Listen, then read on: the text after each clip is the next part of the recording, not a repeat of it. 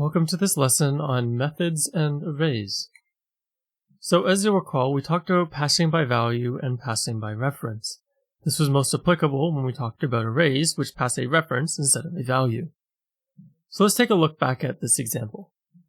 Keep in mind, if we create an array, if we assign it to another array, such as array 2, instead of creating a copy of it, we will make them both equal to the same value.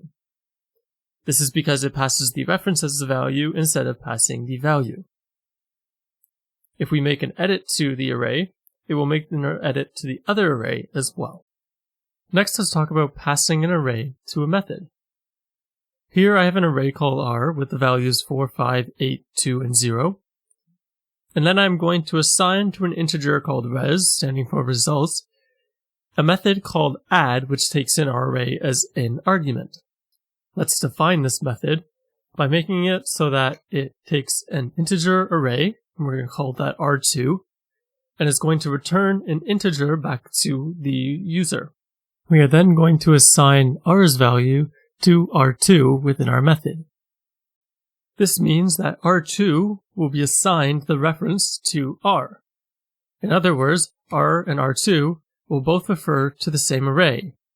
Unlike everything else we've done so far with methods, this means that we can directly alter the array through our method, and our original array will be altered as well. For instance, let's say I add this line to my code, where I say that R2's first index is equal to 0.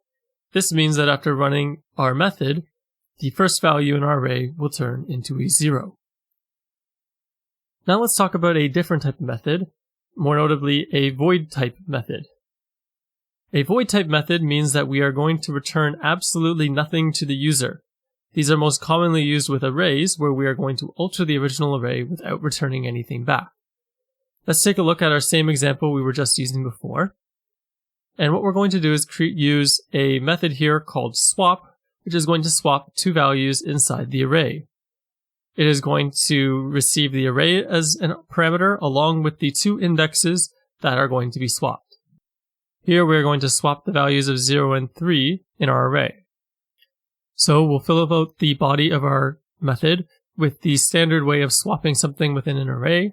We'll create a temporary variable, and then we will simply create our triangle method of moving things around by making temp equal to one value, that value equal to the other value, and finally our last value equal to temp. This will swap our two values within the array, making it so that our original array of R is actually now different, despite the fact that we have not returned anything and have actually altered our original array directly through our method. Please keep in mind that void methods can also take in a return statement that simply returns nothing.